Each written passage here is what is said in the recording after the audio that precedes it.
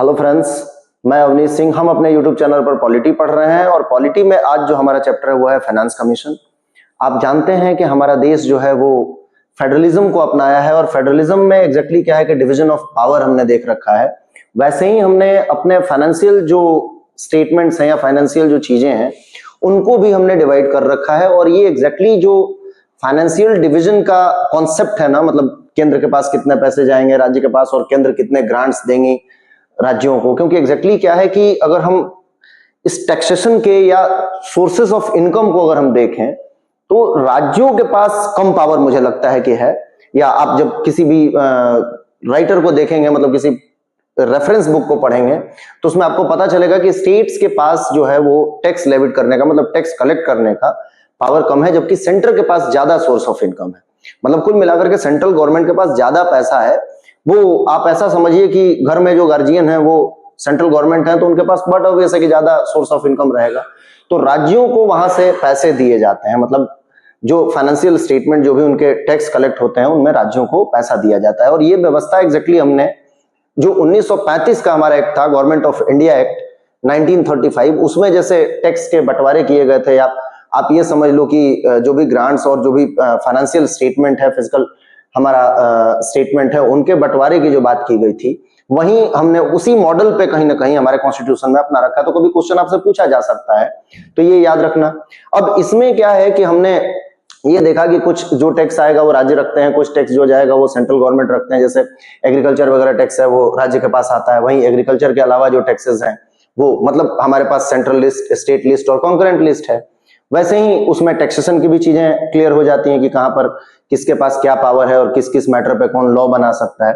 तो इन चीजों को अगर देखा जाए तो फिर क्या होगा, with respect of time states के डेवलप्ड होने के लिए उनको ग्रांट्स देना पड़ेगा, मतलब सेंट्रल गवर्नमेंट को पैसा देना पड़ेगा। मतलब जो घर के गार्जियन है उनको अपने घर के बच्चों को पैसे देने पड़ेंगे, आप ऐसा समझ लीजिए। और इसके लिए संविधान में आर्टिकल 280 के तहत यह व्यवस्था किया गया है कि फाइनेंस कमीशन बनेगा। और फाइनेंस कमीशन एक मल्टी मेंबर्ड बॉडी है या होगी, आप ऐसा समझिए, जिसमें एक चेयरमैन और 4 मेंबर होते हैं। और फिर उसके बाद ये क्या करते हैं कि रिसर्च करते हैं, अपना एनालिसिस करते हैं, फाइनेंशियल स्टेटमेंट्स चेक करते हैं, इनकम चेक करते हैं, उसमें एक्सपेंडिचर क्या हुआ वो चेक करते हैं। देन आफ्टर मतलब कुल मिला के हमारे फाइनेंशियल सिचुएशन को चेक करते हैं। और चेक करने के बाद किसको कितनी जरूरत है, क्या जरूरत है, कैसा बंटवारा हो टैक्स का, वो सारे रिकमेंडेशंस ये प्रेसिडेंट को देते हैं। और उसके बाद फिर उनके हिसाब से ये चीजें लागू की जाती हैं। मतलब प्रेसिडेंट को जैसा सही लगे और फिर उसको प्रेसिडेंट क्या करेंगे कि पार्लियामेंट में रखवाएंगे जो भी उनका रिकमेंडेशन होगा, और फिर उस पर डिस्कशन होगा, डिबेट होगा, एंड देन आफ्टर उसमें जो भी लगेगा गवर्नमेंट को वो उस तरीके से बंटवारे कर लेंगे। क्लियर है? तो इस तरीके से हमारा फाइनेंस कमीशन काम करता है। ये ओवरव्यू, मतलब इन शॉर्ट अगर आपसे पूछा जाए कि फाइनेंस कमीशन क्या है, कैसा काम है, इसका सोर्स क्या है, कहां से आया है, तो चूंकि हमने अभी देखा कि ये कॉन्स्टिट्यूशन के एक आर्टिकल के तहत बनाया जा रहा है, इट मींस इसमें कोई डाउट नहीं है कि एक कॉन्स्टिट्यूशनल बॉडी है। क्लियर है? तो चलिए देखना शुरू करते हैं। आर्टिकल हमने देख लिया। और constitutional pillar of Indian physical federalism, कुल मिलाकर के फेडरलिज्म है। फिजिकल फेडरलिज्म मतलब पैसे वाली बात, ठीक है? तो पैसे का फेडरलिज्म, जो डिवीजन ऑफ पावर है, फेडरल स्ट्रक्चर हमने अपनाया है, उसमें पैसों का कैसा क्या बंटवारा होगा इसकी बात करते हैं। Balancing resource between the union and the state under article 280, ठीक है? अब ये 280 के तहत, 280 आर्टिकल के तहत ये बात किया गया है कि कैसे क्या बंटवारा होगा, क्या होगा स्टेट और सेंट्रल गवर्नमेंट के बीच में, ठीक है? तो देखिए, कॉन्स्टिट्यूशन बेसिस तो आप जानते हैं, मैंने अभी बता दिया कि ये कॉन्स्टिट्यूशनल बॉडी है।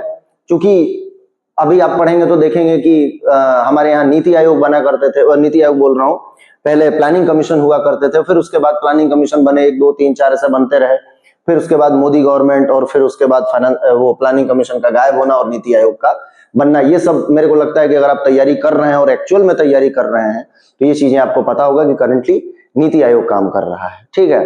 तो फिर उसमें क्या होता था कि कुछ लड़ाई जैसे सिचुएशन, क्योंकि दोनों रिकमेंड कर रहे हैं ग्रांट्स और एड के लिए, तो फिर क्या होगा, फिर नीति आयोग का आना, उस प्रॉब्लम का सॉल्व होना, ये सारी चीजें हम लोग देखने वाले हैं। तो आर्टिकल 280 जो है, अब इसमें नीति आयोग की बात क्यों बोला मैं, ये बोला कि नीति आयोग जो है वो कॉन्स्टिट्यूशनल बॉडी नहीं है, आप ये समझिए, लेकिन हमारा फाइनेंस कमीशन जो है वो कॉन्स्टिट्यूशनल बॉडी है।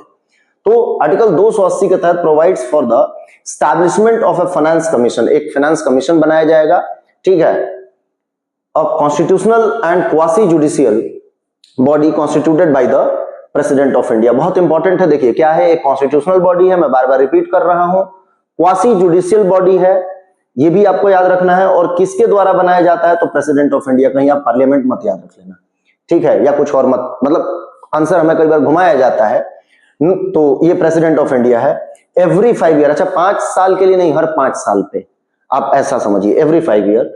और earlier if demand necessary, clear है, 5 साल पे इन जनरल टर्म में, और अगर जरूरत हो तो जैसा जरूरत लगे, मतलब अगर पहले भी जरूरत लगता है तो प्रेसिडेंट पहले भी कमीशन का गठन कर सकते हैं। अच्छा, ये कमीशन जो है रिकमेंडेशन अभी के लिए नहीं देता, फर्दर आने वाले टाइम के लिए ये रिकमेंडेशन देता है। तो ये भी याद रखना कि करंट ईयर के लिए नहीं देते हैं, ये इनका रिकमेंडेशन होता है 2-3-4 साल बाद, और 5-6 साल के लिए, 5 साल के लिए रिकमेंड कर देंगे कि आगे आने वाले 5 साल 6 साल के लिए जो भी हो वो कैसा चलेगा क्या नहीं चलेगा, तो वो चीजें हैं।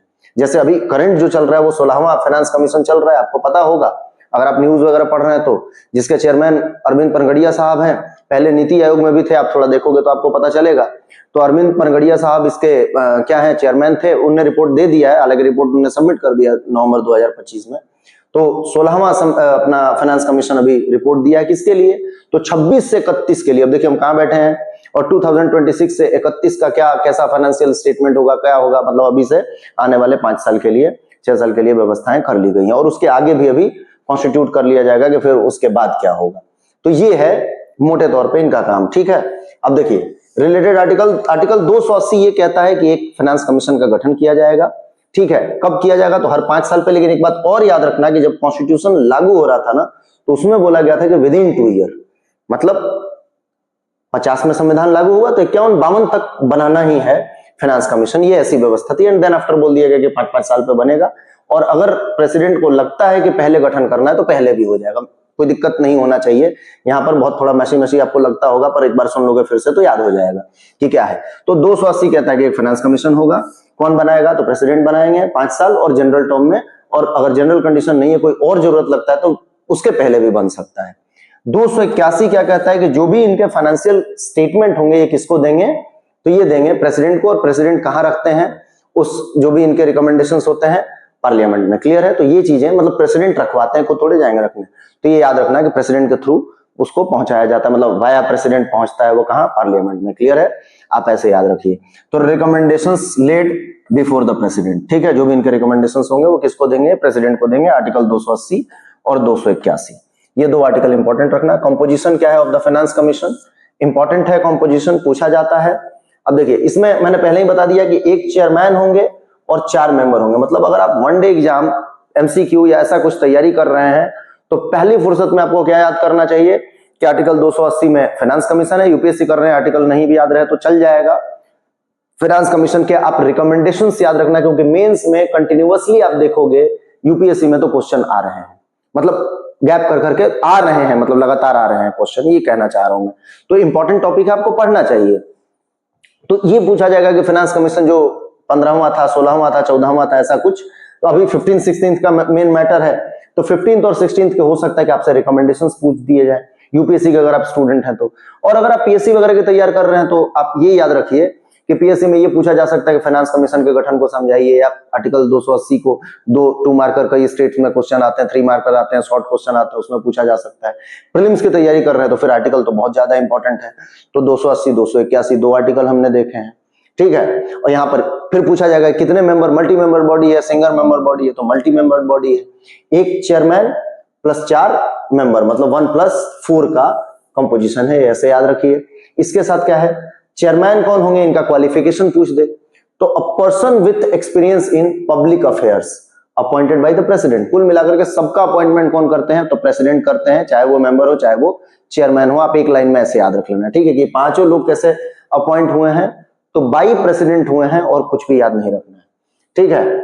4 लोग हैं, वो कहां से आएंगे, तो drawn from eligible categories as specified in the finance commission act 1951। तो बाकी के जो 4 मेंबर हैं वो कहां से, एक के लिए तो हमने देख लिया चेयरमैन के लिए, बाकी के जो 4 मेंबर हैं वो किससे आएंगे, तो क्वेश्चन पूछा जाता है कि अंडर विच एक्ट ये सेलेक्ट किए जाते हैं, इनका क्वालिफिकेशन कहां मिलेगा, तो इनका क्वालिफिकेशन मिलेगा फाइनेंस कमीशन एक्ट 1951, ये याद रख लो, क्वेश्चन बन जाएगा, ठीक है। अब इसमें कुछ क्राइटेरिया दिए हुए हैं, वो हम देखते हैं। टेन्योर क्या है, तो कहीं भी ये नहीं है कि कितने समय के लिए बनाए जाएंगे, वो प्रेसिडेंट को जितने दिन के लिए लगेगा उतने दिन के लिए बनाएंगे, ठीक है।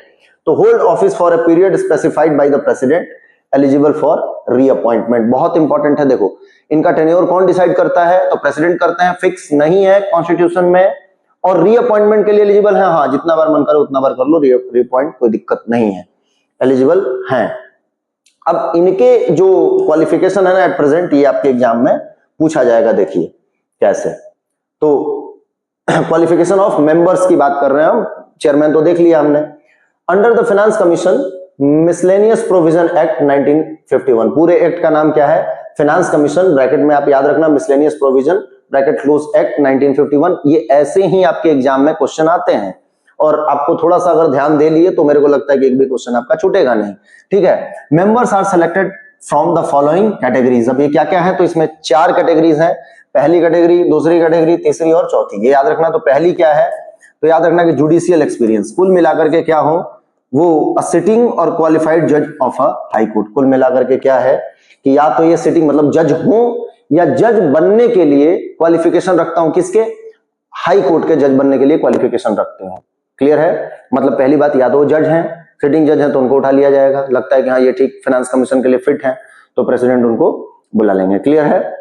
या अगर वो हाई कोर्ट के जज बनने का जो भी क्वालिफिकेशन हमने देखा था, वो एक्सपीरियंस वगैरह आपको याद हो तो, अगर प्रीवियस लेक्चर आपने देखी है कि हाई कोर्ट का गठन कैसे होता है, हाई कोर्ट में जज बनने के लिए एलिजिबिलिटी एंड क्राइटेरिया क्या है, तो वो अगर आपने देखा है तो आपको यहाँ पर रिकॉल हो जाएगा, और नहीं अगर देखा है तो आप जाकर के वीडियो देख लीजिए, और नहीं देखने की इच्छा है तो गूगल कर लीजिए, ठीक है। क्योंकि अगर यहाँ पे हम जज की क्वालिफिकेशन पढ़ाने लग जाएंगे तो फिर आपका फाइनेंस कमीशन बिगड़ जाएगा, ठीक है। तो देखिए जज बनने की क्वालिफिकेशन रखते हो। दूसरा क्या है, फाइनेंस एंड अकाउंट के ज्ञाता हो, specialized knowledge of government finance and accounts, याद रखना कि सरकार के अंतर्गत उनको सरकार के अकाउंट और फाइनेंस का ज्ञान हो, तो ऐसे पर्सन को उठाया जाएगा। दूसरा, तीसरा क्या है, administration, wide experience in financial matters and public administration, clear है।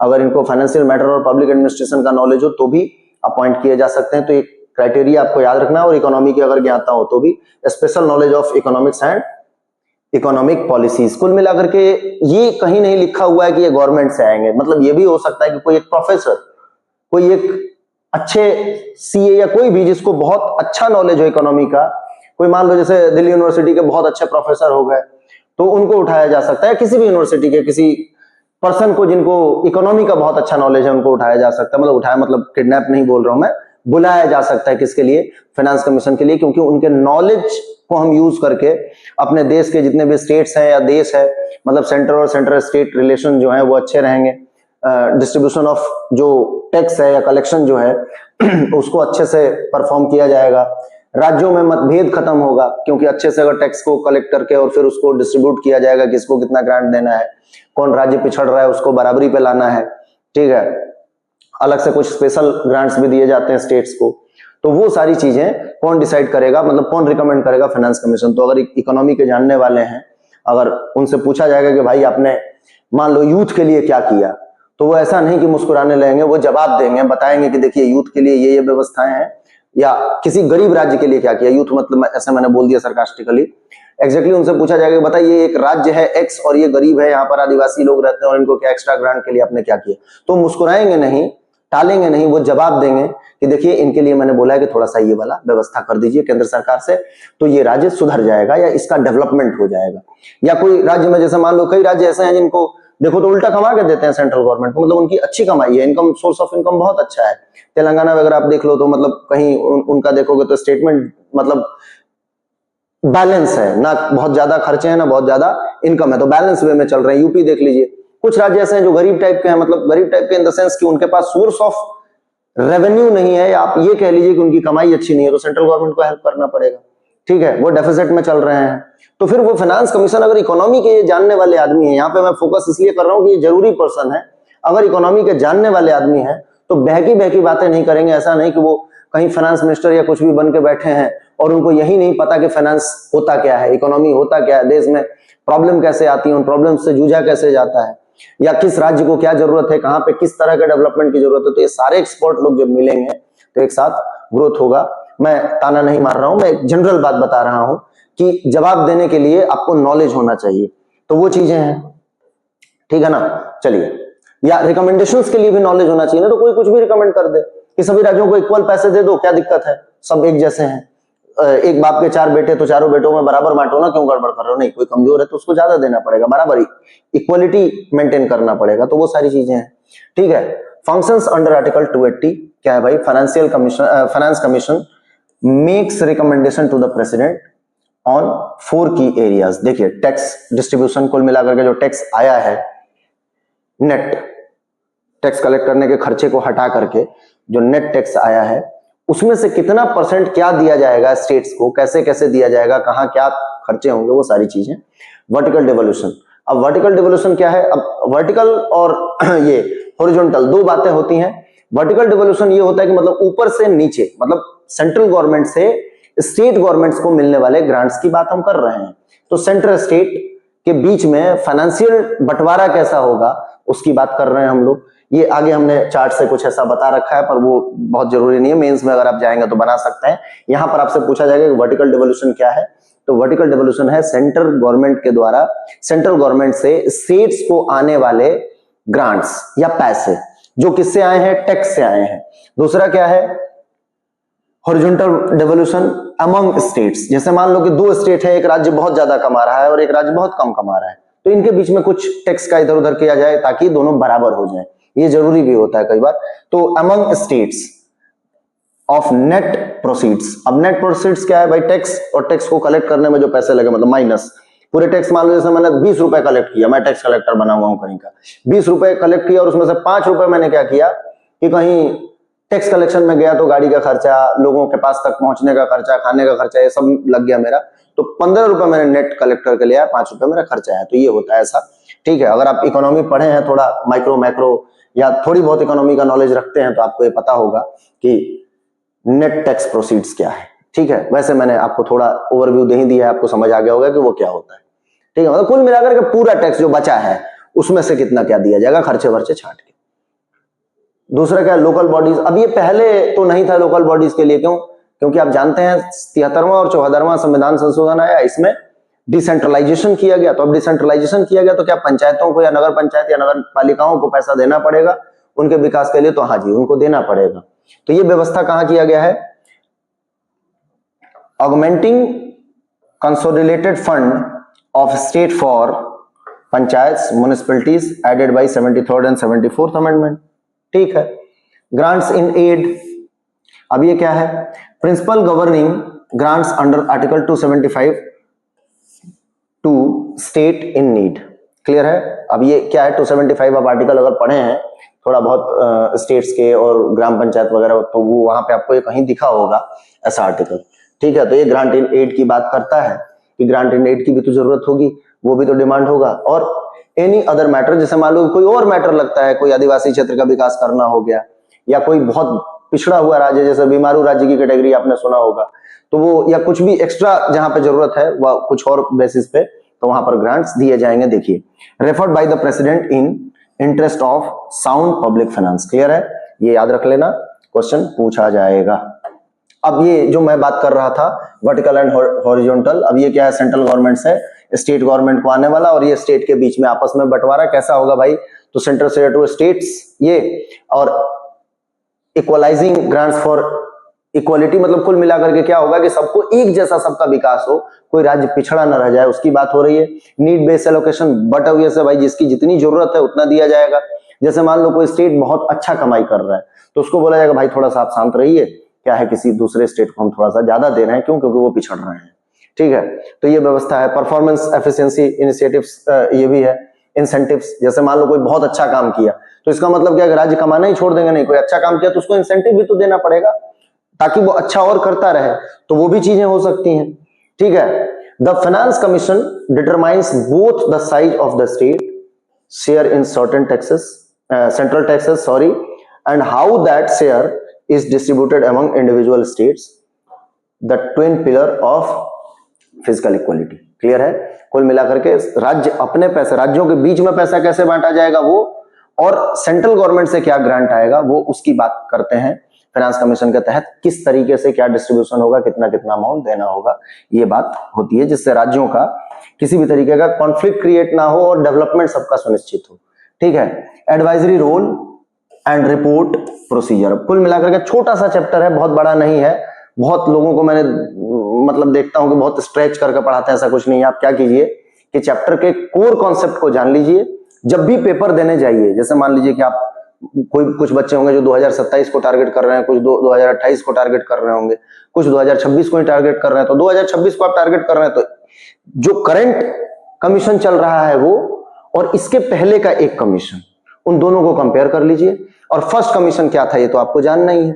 फोर्थ वाले को थोड़ा सा जानना पड़ेगा क्योंकि फोर्थ वाले का रिकमेंडेशन में कुछ और एक्स्ट्रा एड ऑन था। तो ये मतलब फर्स्ट जान लीजिए, फोर्थ जान लीजिए, और इसके बाद जैसे मान लीजिए अभी आप जा रहे हैं पेपर देने, तो 15th और 16th को जान लीजिए।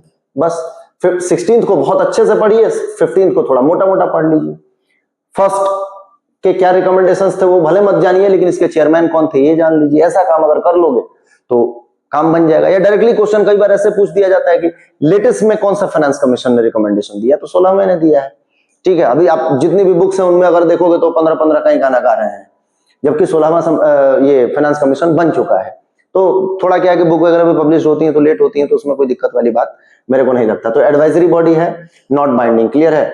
Recommendations of the finance commission are not legally binding on the government, no legal rights accrues to any states, the center may accept, modify और reject recommendations। कुल मिलाकर के क्या है, एडवाइजरी नेचर जब भी मैं बताता हूं तो बताता हूं जो बाइंडिंग होते हैं वो मैं पहले आपको हाईलाइट कर देता हूं कि ये बाइंडिंग है, इसको याद कर लीजिए। ये एक भी इनके रिकमेंडेशंस बाइंडिंग नहीं है, वो सेंट्रल गवर्नमेंट पे है कि उसको किस हद तक मानते हैं सेंट्रल गवर्नमेंट के लोग, या किस स्तर पे उसको मॉडिफाई किया जाता है, या हो सकता है कि पूरा ही डिनाई कर दे किसी रिकमेंडेशन को, तो ये भी हो सकता है। बाइंडिंग नेचर नहीं है। और इसीलिए फोर्थ फाइनेंस कमीशन ने ये नोट किया था या कोट किया था कि सरकार को फाइनेंस कमीशन के रिकमेंडेशन मानना ही चाहिए, जब तक कि कोई बहुत जरूरी बात ना हो, ना मानने का कोई बहुत ही एक सिंसियर वैलिड रीजन ना हो, तब तक उसको रिजेक्ट नहीं करना चाहिए। ये फोर्थ फाइनेंस कमीशन, इसलिए मैंने देखिए मार्क किया है कि फोर्थ फाइनेंस कमीशन आपको याद रखना है। अब उसके चेयरमैन कौन थे तो वो हम देख लेंगे, क्योंकि हमने चार्ट पूरा बना रखा है, तो यहाँ कोई मतलब नहीं है उसको खिचड़ी बनाने का। रिपोर्ट प्रोसीजर क्या है, कमीशन सबमिट किसको करता है अपना रिपोर्ट, तो प्रेसिडेंट को, अभी तो हमने पढ़ा था आर्टिकल 281, ठीक है। और फिर प्रेसिडेंट क्या करते हैं, लेज रिपोर्ट बिफोर पार्लियामेंट, और प्रेसिडेंट क्या करेंगे, उस रिपोर्ट को पार्लियामेंट को देंगे। मतलब कुल मिलाकर के फाइनेंस कमीशन जो बनाया गया है वो फाइनेंस कमीशन अपना रिपोर्ट प्रेसिडेंट को देता है, प्रेसिडेंट उसको पार्लियामेंट में रखते हैं, फिर उस पर डिस्कशन डिबेट होगा, ठीक है। accompanied by explanatory memorandum and action taken report, clear है। कुल मिलाकर के वहां पे उसका डिस्कशन होगा, डिबेट होगा कि भाई क्या क्या है, कैसा है, क्यों है, और इस तरीके से चीजें अप्रूव हो जाएंगी। जितनी करनी होगी उनको कर देंगे, नहीं करना होगा नहीं करेंगे। रोल इन फिजिकल फेडरलिज्म, अब ये क्या है, फिजिकल फेडरलिज्म क्या है, मतलब फेडरल स्ट्रक्चर तो आप समझते हैं, फिजिकल फेडरलिज्म मतलब रुपए की बात, ठीक है। हमारे फेडरल रुपयों का बंटवारा, आप ऐसा याद रखो, ठीक है। जो भी रेवेन्यू है, जो भी सोर्स ऑफ इनकम है, उन सोर्स ऑफ इनकम के बंटवारे, मतलब कुल मिलाकर के पैसा आने के बाद उसका बंटवारा, फिजिकल की बात कर रहे हैं, ठीक है। The finance commission act as the balancing wheel of fiscal federalism, बहुत इंपॉर्टेंट है, याद रखना कि किसको हम कहते हैं कि बैलेंसिंग व्हील है। तो ये एक बैलेंसिंग व्हील है किसके बीच में, केंद्र और राज्यों के बीच में, पैसों के बंटवारे को लेकर के, ठीक है। Ensuring equitable distribution of resources between the union and state, clear है। इक्विटेबल मतलब क्या, सभी की साझेदारी अच्छे से हो, सबको बढ़िया से विकास हो सबका, उसको ध्यान में रखते हुए जो भी रिसोर्सेज हैं गवर्नमेंट के, उनको स्टेट और सेंटर के बीच में अच्छे से बांटा जाए, क्लियर है। इक्विटेबल डिस्ट्रीब्यूशन मतलब address fiscal imbalance arising from asymmetric revenue raising capacity and expenditure responsibilities, clear है। और दूसरा क्या है, financial stability, ensure state have adequate resources to discharge constitutional obligations, clear है। कुल मिलाकर के किसी को स्टेबल करना, ऐसे पैसे का बंटवारा करना जिससे उनका विकास होता रहे, वही चीजें गोल गोल घूम रही हैं। कोऑपरेटिव फेडरलिज्म आप जानते हैं, strengthen the spirit of share governance and mutual physical responsibility, कुल मिलाकर के दोनों राज्य और केंद्र, क्योंकि आप जानते हैं कि केंद्र अपने टैक्स तो कलेक्ट कर रहा है, लेकिन किसके द्वारा किया जा रहा है केंद्र का भी टैक्स कलेक्शन, राज्य ही करके दे रहे हैं ना। जब हम देखते हैं तो जीएसटी अगर बहुत बेसिक स्तर पे देखें तो एक स्टेट जीएसटी है, एक सीजीएसटी है, सेंट्रल जीएसटी, तो ये कौन कलेक्ट कर रहा है? राज्य ही तो कलेक्ट कर रहे हैं सेंट्रल गवर्नमेंट के लिए। तो कुल मिलाकर के कोऑपरेटिव फेडरलिज्म बना रहे, बैलेंस बना रहे, पैसों का बंटवारा अच्छे से होता रहे, ताकि कॉन्फ्लिक्ट क्रिएट नहीं हो, लड़ाई झगड़े नहीं हो और विकास सेंटर में हो। मतलब कुल मिलाकर के मेन मोटो किसका हो कि विकसित होता रहे भारत। ठीक है, देखिए finance commission versus planning commission. मैंने पहले ही बोला कि ये दोनों आपस में भिड़ जाया करते थे। भिड़ा क्या करते थे मैं बता रहा हूं, ओवरलैपिंग होता था। जैसे मान लीजिए कि एक गवर्नमेंट के लिए कितना ग्रांट किसको देना है, कैसे देना है, क्या देना है, कॉन्स्टिट्यूशन में व्यवस्था किया गया फाइनेंस कमीशन का। और एक गवर्नमेंट ने अपनी बॉडी बना रखी है प्लानिंग कमीशन, जो हर साल के लिए, आने वाले सालों के लिए कुछ रिकमेंडेशन कर रही है। अब दोनों ने अलग अलग रिकमेंडेशन किया, किसकी माने किसकी नहीं माने। तो जब ऐसी कंडीशन आती है तो आप एक बात और याद रखना कि जो कॉन्स्टिट्यूशनल बॉडी है उसकी सुपरमेसी होती है। लेकिन कई बार ये भी तो हो सकता है कि इनके अच्छे रिकमेंडेशन हो या कुछ भी हो, तो उस कंडीशन में क्या होता होगा, कॉन्फ्लिक्ट क्रिएट होता होगा। फिर नीति आयोग आया और उसको थोड़ा सा सुधार दिया गया। क्लियर है?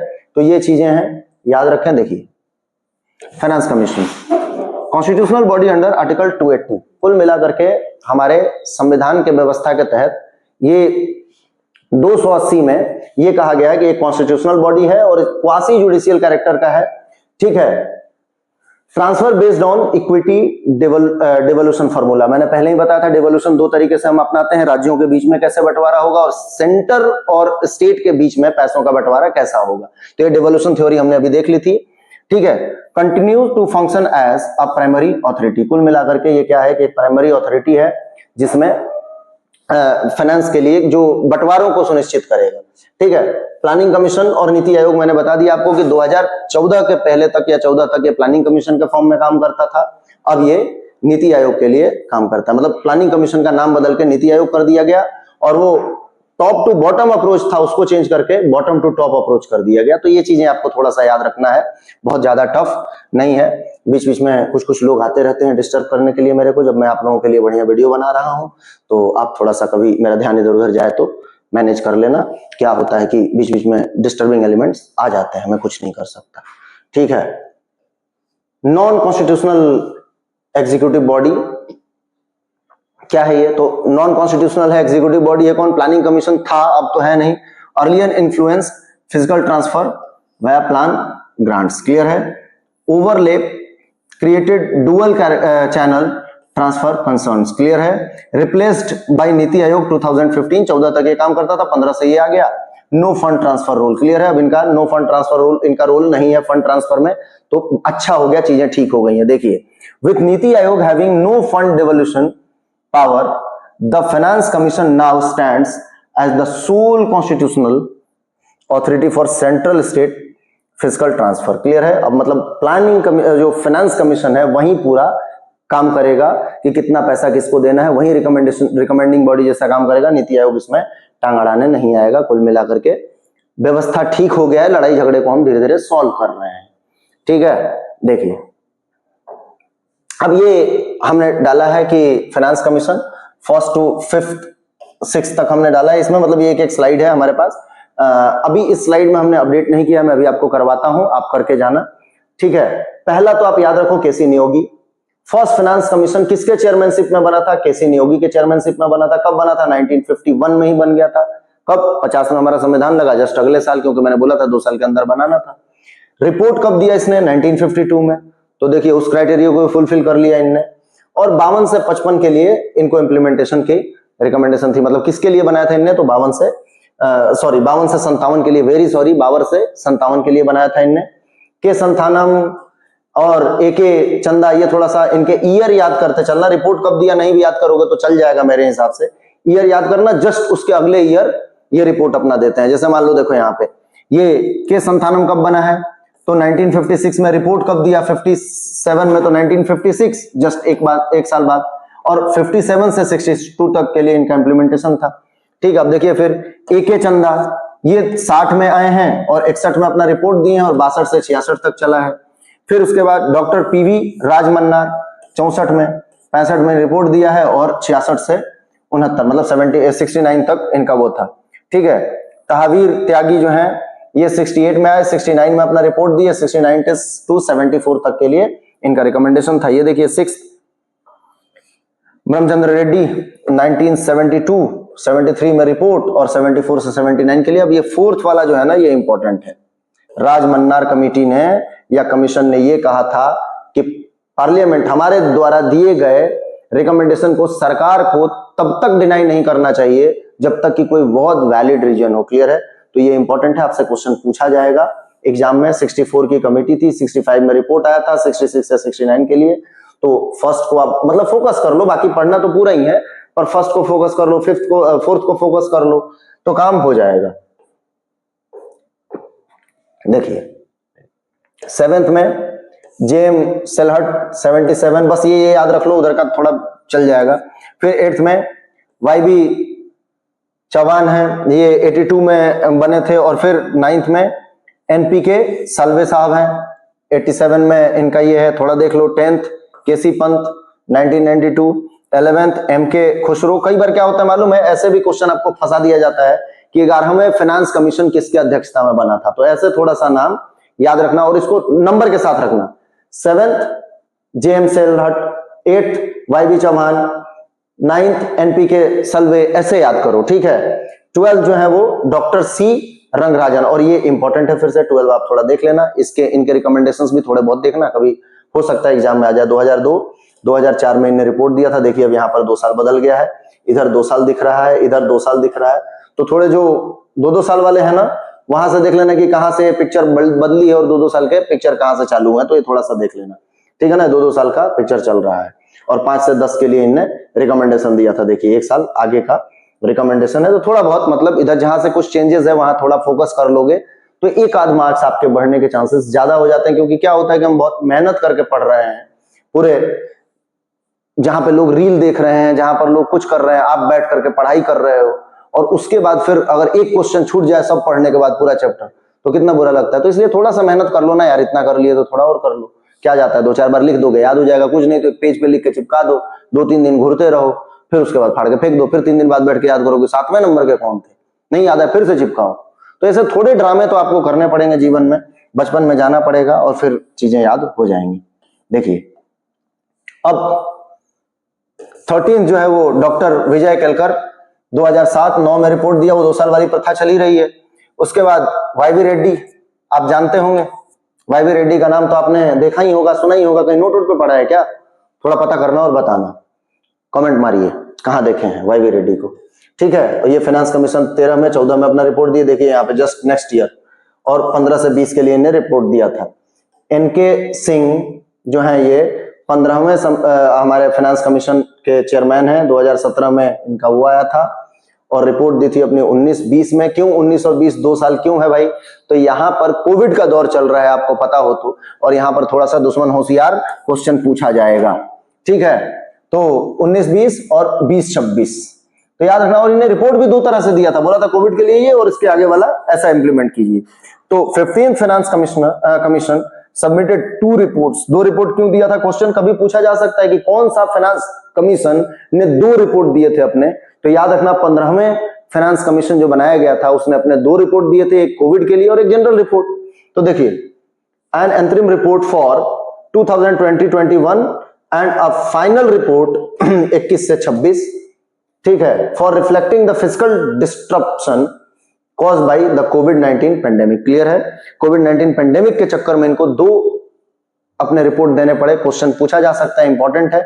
अभी जो लेटेस्ट फाइनेंस कमीशन चल रहा है वो चल रहा है 16th, तो यहां पर मार्क करेंगे, हमारे जो भी पीपीटी बनाने वाले सर हैं उनसे ये छूट गया है, तो आप थोड़ा सा याद रखेंगे कि 16th अरविंद पनगड़िया इसके कौन है, चेयरमैन है। 4 मेंबर कौन है, तो थोड़ा बहुत आपको वो देखना चाहिए मेरे हिसाब से, ठीक है। इसका आप स्क्रीनशॉट भी ले सकते हैं कि मेंबर चारों कौन है, क्योंकि जो लेटेस्ट है ना उसके मेंबर्स भी आपसे पूछे जा सकते हैं।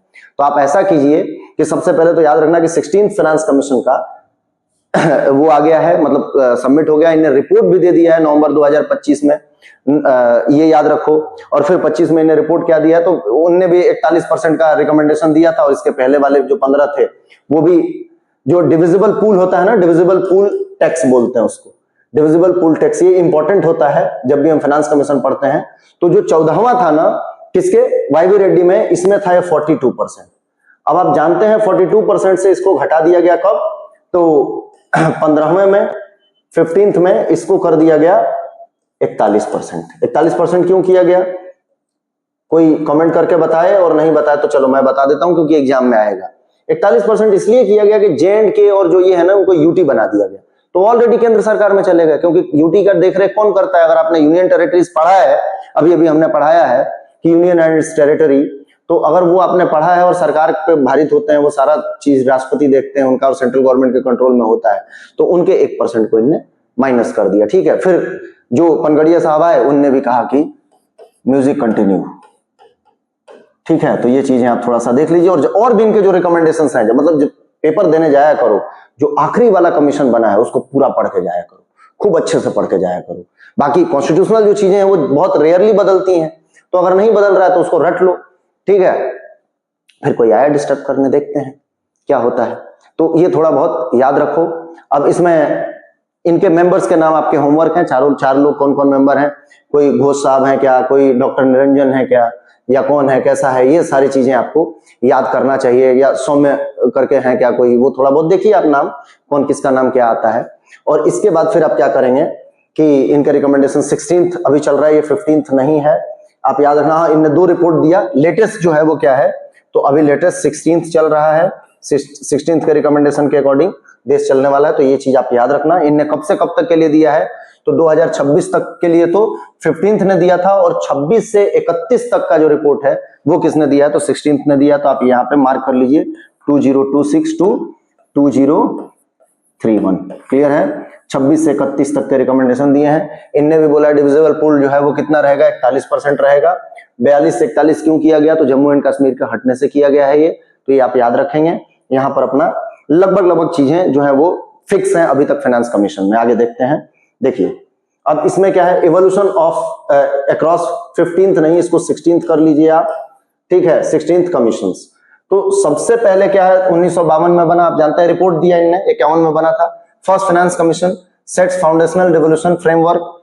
फिर 1993 वाला इंपॉर्टेंट है, क्यों, इसमें चेंज क्या क्या हुए, तो 1993 में चेंज क्या हुआ है, तो आप थोड़ा सा याद रखेंगे। 73वां 74वां संविधान संशोधन किया गया, मतलब ग्राम पंचायत और ये हमारे जो व्यवस्थाएं की गई लोकल सेल्फ गवर्नेंस के लिए, या डिसेंट्रलाइजेशन जो किया गया उसमें, तो ये फाइनेंस कमीशन को बोल दिया गया कि आप लोकल बॉडीज के लिए भी रिकमेंड करते रहेंगे, क्योंकि इससे ग्राम और शहरों का विकास होना जरूरी है, एक ग्राम पंचायत के लिए और आप जानते हैं शहरी निकाय के लिए है।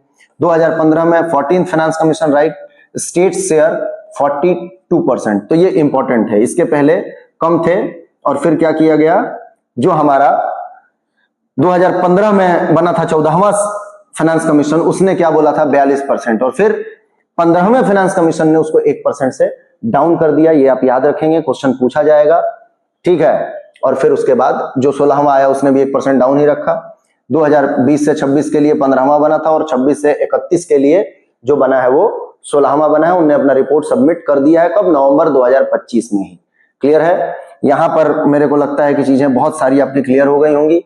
अब की एग्जाम क्या है, कॉन्स्टिट्यूशनल बॉडी है, ये आपको पढ़ा हुआ है ना, establish bye article 280, not statutory और एग्जीक्यूटिव बॉडी, ना ही एग्जीक्यूटिव बॉडी है, ना ही ये स्टैट्यूटरी बॉडी है। ठीक है, उसके बाद क्या है, हर 5 साल पे बनाया जाता है। आर्टिकल 281 क्या कहता है कि रिपोर्ट जो भी होगा वो पार्लियामेंट में रखा जाएगा, किसके थ्रू, तो ये देंगे प्रेसिडेंट को, प्रेसिडेंट देंगे पार्लियामेंट को, पार्लियामेंट में फिर उसमें डिस्कस डिबेट होगा, जो भी होना है। क्वासी जुडिशियल बॉडी है, ये हमने पढ़ लिया है। एडवाइजरी नेचर है और वो बाइंडिंग नहीं है, लेकिन चौथा जो फाइनेंस कमीशन बना था उन्होंने बोला था कि इनको मानना चाहिए, मतलब वो भी एक, अब चूंकि रिकमेंडेशन है और रिकमेंडेशन क्या होता है वैसे ही होता है। मुझसे आप अगर पूछोगे तो मैं क्या कहूंगा, पढ़ना चाहिए। फिर आप मुझसे पूछोगे तो मैं बोलूंगा पढ़ना ही चाहिए। बहुत ऐसी एक्सट्रीम कंडीशन हो कि पढ़ने के कोई साधन नहीं है, कुछ भी नहीं है, एकदम मतलब आप पढ़ने लायक बचे ही नहीं हो, तो भी पढ़ना चाहिए, मैं तो यही कहूंगा। और फिर भी नहीं पढ़ पा रहे हो तो ठीक है, मतलब कुल मिलाकर के मैं तो पढ़ने की ही बात करूंगा ना। तो ये कह रहे हैं कि जो भी हम भाई इतना मेहनत किए हैं, इसमें क्या होता है आप जान जाइए कि स्टेट्स की जो बॉडीज हैं उनसे फाइनेंशियल स्टेटमेंट लिया जाता है, सेंट्रल गवर्नमेंट का फाइनेंशियल स्टेटमेंट लेते हैं, बहुत डीपली उनको एनालाइज करते हैं, फिर यूनिवर्सिटीज कॉलेजेस या कोई ऐसी बॉडी है जिनसे इनको हेल्प लेना है उससे लेते हैं, फिर उनको डिबेट डिस्कस करते हैं उनसे, और फिर पूरे फाइनेंशियल डिस्कशन के बाद, स्टेट की पूरी स्थिति जानने के बाद, स्टेट जाना पड़े तो जा भी सकते हैं, वहां पे स्टेट के जो भी फाइनेंशियल बॉडी है उनसे बात भी कर सकते हैं। तो ये भी हो सकता है कि उनसे डिस्कस डिबेट के लिए जाएं, ये फिर उनसे बातें करें, उनसे एक मीन वैल्यू पे पहुंचे कि भाई क्या जरूरत है, एक्चुअल में क्या जरूरत है, और इतना मेहनत करने के बाद अगर इनके रिकमेंडेशन को नहीं माना गया तो क्या ये सही है? तो इसलिए इनने कहा था फोर्स फाइनेंस कमीशन ने कि नहीं मानना चाहिए साहब, मानो। आप नहीं मानो मतलब बहुत कोई खतरनाक रीजन है तो जैसे देश वॉर में इन्वॉल्व हो या कुछ ऐसा हो रहा हो जो कि हमने जो रिकमेंडेशन दिया एकदम मतलब पॉसिबल ही नहीं है मानना, फिर मत मानो, अदरवाइज मानना चाहिए। ठीक है, देखिए फिजिकल फेडरलिज्म हमारे फिजिकल फेडरलिज्म के लिए बहुत जरूरी है क्योंकि फेडरल स्ट्रक्चर अपना है और फिजिकल फेडरलिज्म मतलब रुपयों में भी फेडरल स्ट्रक्चर को बनाए रखना ताकि लड़ाई झगड़े ना हो, तो उसके लिए भी बहुत जरूरी है। ठीक है, देखिए अब यहां पर the finance commission guardian of physical balance, clear है? याद रखना कि कौन है, आपसे क्वेश्चन पूछा जा सकता है कि फाइनेंस कमीशन या फिजिकल गार्डियन किसको हम बोलते हैं, तो फिजिकल बैलेंस का गार्डियन किसको बोलते हैं, तो हम बोलते हैं फाइनेंस कमीशन को। याद रखना 16 फाइनेंस कमीशन अभी तक बन चुके हैं भारत में। अगर आप 2026 में पेपर दे रहे हैं तो ये याद रखेंगे। इसके बाद अगर कभी 17वां बन गया तो न्यूज पे नजर बिठाए रखना, आपका काम हो जाएगा। ठीक है, from its first constitution in 1951 to ongoing 15th नहीं 16th, this body remains India's foremost constitutional mechanism for ensuring that the every state receive its fair share, clear है? ये कुल मिलाकर के सभी राज्यों के साथ एक फेयर वर्क करता है, कहीं भी गड़बड़ नहीं है। Making cooperative federalism not just a principle but a practice. ठीक है, ये मतलब प्रैक्टिस के फॉर्म में ला दिया है हमारा जो कोऑपरेटिव फेडरलिज्म है, जो हमारा कोऑपरेटिव फेडरलिज्म का सपना है, उसको ये सत्य करने वाला है ताकि बंटवारा पैसों का अच्छे से होगा, सबका विकास होगा तो सभी लोग खुश रहेंगे, अच्छे से रहेगा। तो ये बातें हैं, ये आप याद रखेंगे। आर्टिकल 280 हमने पढ़ ही लिया है। यहां पर ये चैप्टर हमारा खत्म होता है।